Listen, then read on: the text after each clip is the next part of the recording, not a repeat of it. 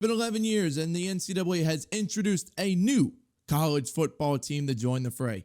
Now joining the 134 FBS teams, I introduce you to the Asheville Shadow Panthers. Asheville is a city on the west side bordering Tennessee along the Smoky Mountains. If you visit Asheville, you will see a beautiful skyline if you want the urban areas, as well as a sleek rural mountaintop. If you want to go visit, I suggest that it's immensely beautiful to go see. We created a stadium that I believe would reflect that, as well as a Panther mascot. Hopefully we can build this team starting from the ground up. And if you want to be a part of this journey, drop a like and subscribe down below. We have placed our new team, the Asheville Shadow Panthers, here in the Sun Belt Conference. I truly believe this conference is a great starting ground for tough competition, going against teams such as James Madison, Coastal Carolina, and Troy. All three of those teams have had great seasons the past couple years and monumental upsets against top 25 opponents. Again, a great starting ground here in the Sun Belt Conference. For our head coach, we brought back Mason Armstrong. Armstrong was a staple of my Road to Glory series at LSU, winning 3 Heismans during his time there. His alma mater, of course, going to be at that school, Pipeline, Louisiana, running a multiple offense in a 3-3-5 defense. And in our first couple years, they're only expecting us to win 4 games as the main goal. No prior history, so we're going to have to start from the ground and build our way back up. Starting off, we're going to be a measly 67 overall with a 66 offense and 69 defense. Our main player is going to be a senior middle linebacker, Alex Peterson. Peterson coming with 85 play recognition, 84 awareness, decent attributes all across the board with 91 hit power, 87 tackle, 86 pursue, and 81 speed, 87 excel. I expect Peterson to be a leader of our defense, telling where to go for different plays and be a thumper in the run game. At quarterback, we really have an intriguing conversation to be had. So starting off, we have Adam Nelson. He is a senior coming in. Decent accuracies with 81 medium, 73 deep. He's got 86 throw power with 82 speed, 84 excel. Nelson looks to be more the guy that's more in the pocket, standing there and delivering dimes instead of scrambling out wide. Behind him, we have Howard Lee. Lee's going to be more of the scrambling guy that can throw it across the yard with 90 throw power, coming down with 90 speed. Again, if we want to be more mobile, we'll have Lee, but it'll be interesting to see who takes the starting quarterback role. And then at running back, starting off, we have David Long. Long coming in as a receiving back archetype with 71 short and 71 medium route running, 61 deep, 78 catching, 89 agility, 87 change of direction, 80 juke move with 86 speed, and 89 acceleration. Again, Long looks to be that type of back that we put out on like Texas routes, on wheels, on option routes, getting the ball to the backfield. Behind him, we have Keontae White. White can come in with star development as a junior. That might give him a little bit over the edge on David Long, another receiving back with worse route running, but better carrying with 80 carrying, coming in with greater looseness, 92 agility, 93 change of direction, 85 juke move, 91 speed, 94 excel, and 87 kick return. So White looks to be the first and second down back, and we can even use him on kick and punt returns. Got him getting the ball any way we can. Our best player in offense is going to be senior wide receiver Adrian Bell. Bell, another star development player, a 3-star deep threat with 71 deep route running, 85 release, 81 medium, and 84 short. You got good hands to it, 84 catching, 89 spec catch, 84 catching traffic, good elusiveness with 87 agility, and 87 speed with 90 excel. So Bell looks to be the guy that we get the ball in space rather than on its deep threat, unlike screens, underneath routes to let him do the work. After him, we have junior Keontae Coleman. Coleman, another star development player with a deep threat archetype, coming in here as a junior with 75 deep route running, 87 release, 73 in his medium and short route runnings as a whole, 76 catching, 83 spec catching, 79 catching traffic, 84 agility, 81 change of direction with 87 speed, 89 excel. With his jumping being at 86, he seems like the guy that we can give him the ball in tough spaces, over the middle, over the top, things of that nature, to make those grabs. And then our slot guy is going to be Dallas Lee, a 2-star deep threat archetype, coming in with 69 deep route running, 69 release, nice, 74 medium, 78 short, 82 spec catch, 77 catch of traffic, 87 agility, 84 change of direction with that 87 jumping, 88 speed, and 86 excel. So once again, Lee in the slot. Got to get him open on jet sweeps, let him use that agility and change of direction. Just small things after the catch and let him do the work. Then tight end, we really have nothing to write home about. We have Jeff Page, who is a junior, coming in at 62 overall, which is really piss poor. 67 run block, 61 pass blocking, 75 catch, 75 catch in traffic, 80 spec catch. So he at least does have a little bit of hands with 81 toughness and 78 strength, 75 speed, 79 excel. So we're just going to hope that Page can somewhat use his big body to make some tough grabs in the red zone and on third down. On the left side of the line of scrimmage, we have left tackle Eddie Gonzalez, only coming with 73 pass block, 72 power, 74 finesse, 60 run block, 63 power, and 64 run block finesse. So this is a guy that we're going to have to desperately need to increase ASAP in order to be a strong blind side for our quarterback. At left guard, we have Nate Foreman, 69 overall, 75 pass block, 75 on his power, 79 on his finesse, 68 run block with 70 power and 66 finesse. So obviously, we're not going to be focused going anywhere on the left side of the line of scrimmage because Foreman and Gonzalez are lacking in those areas. At center, we do find our first 70 overall on the offensive line with Jalen McDonald. 78 pass block, 81 finesse, 77 power, 89 lead blocking. So if there's a way we can get him out on the edge, maybe on screens, or if there's any plays with center pulls, he's going to be the guy leading the way. Also with 78 run blocking, 77 impact. So again, trying to get McDonald out in space. And then at right guard, we're going to have Xavier Carroll making back-to-back 70 overalls on the right side. He does have that pocket shield physical trait with star development coming in as a junior. 79 pass blocking, 83 pass block power, 85 stamina, 88 impact blocking with 92 strength. So with that strength, if Carroll gets his hands on you, he's not going to be able to let go. So hopefully, as we lean on the right side of the line of scrimmage, he'll be able to open up some holes for our running back. And then at right tackle, another 70 overall with Kalen Franklin. Frank coming in another pass protecting archetype as a junior. 79 pass block, 77 finesse, 81 power.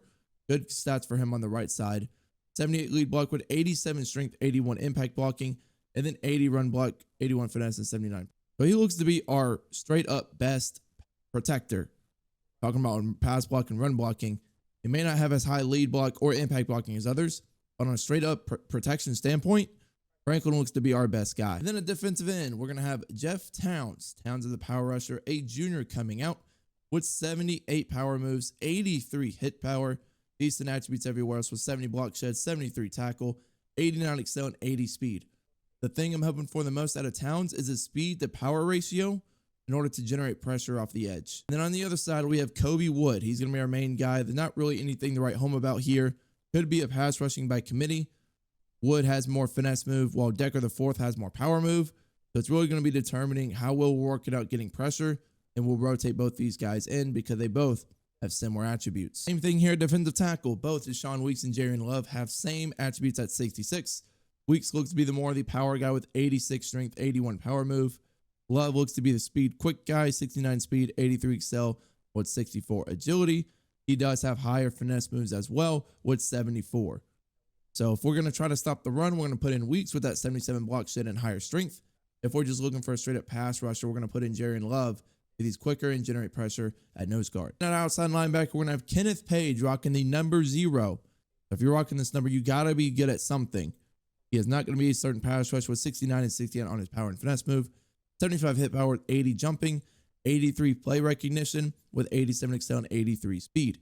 The Page looks to be one of those sideline type linebackers with his decent play recognition and his speed and excel to make some key plays. And then a middle linebacker, we already went over Peterson. Now I'm really interested in Anthony Murphy, a field general archetype coming in here as a junior, but he does have higher speed than any of our linebackers. 87 speed and 87 excel. With his 85 pursuit and his 85 hit power, he's going to be roaming the field on downhill run games and pass plays side on the sideline to make some key hits and hopefully force a fumble or two when he's able. And then after him, we have Owens Clyde. Clyde more of a power rusher with 80 speed, 83 excel, and 82 play rec. We're just hoping that our linebackers as seniors have some experience. That way they can lead the rest of our team, telling them where to go, what gaps to fit in to stop the opposing offense. And then starting off at corner, we have Wayne Hurts, a slot archetype coming in here as a senior, 3-star recruit coming out, 82 man, only 61 press with 91 change of direction and 76 zone with 91 speed and 90 excel with 92 agility. For the fact that his press is so low, we're going to have to shadow him over the number 1 receiver, maybe have safety help over the top 2.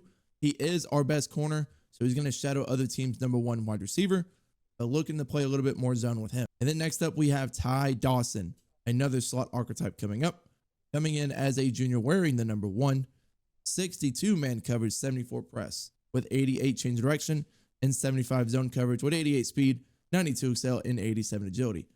Again, with our two corners right now, it's looking like we're going to be more of a zone coverage team with 61 press on our first corner, Wayne Hurts, and 62 man. Not going to be like we're going to be able to run like cover zeros or cover two man, things like that. We're going to have to mix in more zone coverages to be more effective. And then we have our slot corner with Terrell Pace. Once again, 83 speed, 85 excel, 80 agility, 77 man, and 78 zone. But one of our better coverage guys on that stance with 73 tackle and 75 hit power. The Pace looks to be the guy that we blitz off the edge for maybe some pressures to get some sacks, or maybe even to limit the run game and tackle guys in the backfield. Then after him, we have free safety Nico Page. Page is a hybrid archetype with 82 play rec, 80 awareness, 93 injury, 76 hit power, 86 speed, 89 excel, and 83 change of direction. The Page looks to be one of those guys we have in the back end that could also be brought in the box with a 76 hit power as a free safety. Next up at strong safety, we have Adrian Ray, a sophomore coming in as another hybrid archetype. 65 awareness, 65 play rec, 70 zone, 71 man, 84 jumping, 77 press, 75 pursue with his 84 speed and 83 excel. He actually has better coverage than our free safety. He is slower, but he's going to be more on the back end, hovering over that zones if we're going to cover 1 or cover 3 or 4, things of that nature. He's hovering back there, but he also does have ability to play the box, so he'll see a mix of both. And then at kicker, we have Tyler Walsh. I'm excited about Walsh because he does have that 90 kick power, only 72 accuracy. The only thing that really matters, though, is the kick power. If it is difficult to kick field goals in this game, I'm glad to have that. And then one of our best players to close out is Matt Thomas. Thomas coming in 93 kick power, 84 accuracies. And you see in that bottom right corner, his physical traits. Deep range, confident corner, chip shot. So we're really going to have to play the field position battle. So now we finally head to the recruiting board. And one of the most exciting things picking up here in the offseason, sorting by simply 3-star prospects because we need anybody we can get. Funny enough, we do have James Spann here. If you're from Alabama, you know what this guy does. But we just need bodies right now. Anybody that is willing to play for our team, we get in this first season is going to immediately start. And as we look at our team needs, we do need a quarterback. Going to heavily rely on the offensive line, left tackle, guard, right tackle, and right guard. And then on defense, we basically need linebackers and secondary. But the fact is that we only need 10 seniors really opens up my recruiting. And as you can see, we have nobody as our top school. Nobody has us as number one. So we're really going to be reaching on recruits. I decided to risk it and go for 4-star players because why not? What's the worst that can happen? Andy DeLuca, some of these athletes that are scrambling archetypes are going to be absolutely wild at quarterback. As we go over to scout him, really excited to see what he's going to be. Already 96 excel, 98 speed, 91 throw power, 86 short accuracy. Got to give him a scholarship immediately. Then next we have George Plummer. Coming in with 75 man off rip, 87 agility with 89 speed, 70 play recognition. So we give him a scholarship too. Next we have Jake Biggs. You know we desperately need help on the offensive line. 81 run block power, 82 pass block power with 90 impact blocking. Next, we have Quinn Hearns. Definitely needs some more speed on that defensive side of the ball. 85 tackle, 87 speed with winning time, road dog, and fan favorite as abilities. Offering him a scholarship too. Now we're just going to give scholarships to the rest of the players for the remaining hours we have left. And after we offer everybody a scholarship, I'm going to go down and recruit the guys that I am the most interested in. Starting off here with Emilio Longa, a left tackle. We desperately need help on the offensive line. He does have play action shield with 82 pass block power as his highlighted attributes, 78 pass block, and 75 strength. We also went after Del LaBoy, another left tackle directly underneath him. He's going to be our first bust, so we're going to take him off the board. Next, we have free safety Torrey Busby, another hybrid archetype at that back position, and he's our first gem, which means he's going to be a 4-star caliber player, 85 speed, 87 agility, and we've already offered him a scholarship. With our 5 hours remaining, I said, why not? Let's go offer a 5-star quarterback. Just get him a scholarship because all it takes is 5 hours to offer a scholarship. So we go back to Camara and do just that. Our schedule for this season is going to be highlighted by a ton of conference games. Our first 9 weeks of the season are all Sun Belt play. And then afterward, we travel on the road to Alabama and to North Carolina. I want to play North Carolina every season that we can. They're going to be our main stake rivals as Asheville is based in North Carolina as well. Then closing out against Louisiana Monroe and Arkansas State. But one thing I've noticed in my previous Dynasty series is it can get a bit monotonous uploading game by game by game episodes. So some games will be focused with one games, other games will have 2 to 3 per episode. So that's what I'm going to try to shoot for with this series to get further advancements on the seasons and further development quickly along that way. For the remaining 5 points that we have on our coach, we're going to do the advanced look on the offensive line. This just helps us scout all 5 positions from both tackles, both guards, and centers a little more quickly. Now, heading into week 0, we're going to see how much influence we have gained or lost on recruits. Terry Wan has already locked this out from the start, but on our 4-star prospect, Andy DeLuca, Clemson's going hard after him. We're not even on his board. That's not going to stop me from sending the house to him because this is the guy I desperately need on my team. After scouting DeLuca, we're going to go after David Kamara. Maryland, West Virginia is heavily on him. Starting off, he's going to have 92 throw power, 88 short accuracy, and 84 speed. So once again, going to contact his friends and family. Then on Caleb Brown, a cornerback with a zone archetype, starting off with 74 speed, 74 zone, 89 speed, and 85 acceleration with 82 change of direction. We're going to go after his friends and family too. Then the gem of Torrey Busby. We want to gain the lead against Louisiana Monroe, so we're going to send the house to him. Now, Tony Alexis, a 3-star middle linebacker that we're ahead on, we're going to simply shoot him a DM, as well as contact his friends and family. That way we hold the lead. Greg Dida, we haven't scouted yet, so he's going to come out with 84 speed, 80 zone coverage, 90 acceleration. So we're just going to simply send him a DM. Then next up, we have an athlete in Tim Ham, contacting his friends and family to remain the lead. And then Dante Roseboom, we're going to contact his friends and family, leaving us with 15 hours remaining. And with that 15 hours, we're going to at least DM Terrell Stack. And then at Stepnowski, we're going to search his social media. Week 0 has a slate on its hands, starting off with Cincinnati traveling to Stanford, the 11th ranked Seminoles hosting Georgia Tech, South Alabama to Ohio, App State at East Carolina, Akron traveling to South, Buffalo against Liberty, Duke at BYU, Virginia hosting the UGF Pandas. Let's see if they can get an upset victory. New Mexico at Auburn, Northwest Sharks against Pitt, and then SMU traveling to Nevada. And after week 0 has come and gone, Stanford takes it 31-27 over Cincinnati. Georgia Tech travels on the road to upset the Seminoles 38-22. How on earth did this happen? That will do it. DJ, the transfer ukulele, threw 2 interceptions. The Seminole fan base is going to come after his head if he continues to have performances like that. Haynes King coming in with 305 yards and 3 touchdowns on the day. Who did he dish it out to the most? Malik Rutherford, the junior, went 9-126. South Alabama then beat Ohio. App State beat Eastern Carolina 33-21. South Carolina defeats Akron 27-17. Liberty escapes over Buffalo. BYU beats Duke. Virginia with a 1-point victory over the UGF Pandas. Auburn almost lost to New Mexico. They lost to New Mexico State last year. Would have been quite funny if they lost to New Mexico too. Pitt coming out with a victory, as well as SMU. Now back during the recruiting in week 1, we have taken the lead on Torrey Busby, one of the guys I want the most. Same thing with Tony Alexis. Down on Tavon Duzable, Grambling archetype quarterback. Greg Dida, we have the lead on. Tim Ham, we have a lead on. Roseboom, we are falling behind on Marshall. We're going to have to up his points some way or another. Clemson is heavily going after DeLuca, so we're going to have to find a way to either heavily sway him or just give it up. So one of these days, we're going to have to make that decision, try to fight back. Camaro, we're not even coming close on. West Virginia, Pitt, and Michigan are going hard after him. We're taking him off the board. And then going back to find some more players that can take over and be great for our team. And once again, sorting up by my pipelines, we see DeLuca right there. James Spann still on the board, but we're going to have to go after athletes that are quarterbacks. Starting off with Sar Masifalo, adding him to the board in athletic scramble. Those guys can be kind of crazy. And then Barry DeBeer. Starting off here with Bernard Kimball. Kimball is going to be the guy that we love the most. 94 speed, 95 throw power as a 3-star.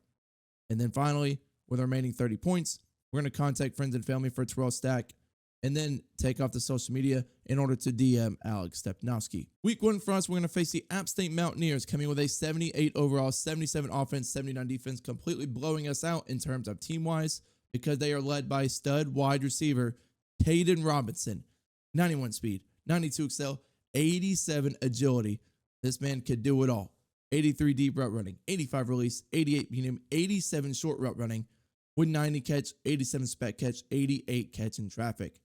Simply put, Caden Robinson can beat you over the top. He can beat you over the middle on some deep in routes. He can beat you after the catch with some drag, some screens, things of that nature, and as well as Joey Aguilar, their star quarterback coming in as a senior. 86 medium, 90 deep, with 68 throwing the pressure.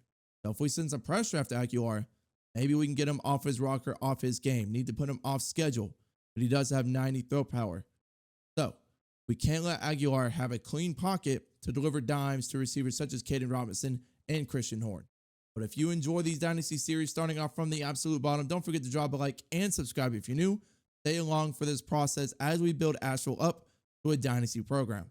Until next week when we play App State, I hope you all have a good day, and I'm out.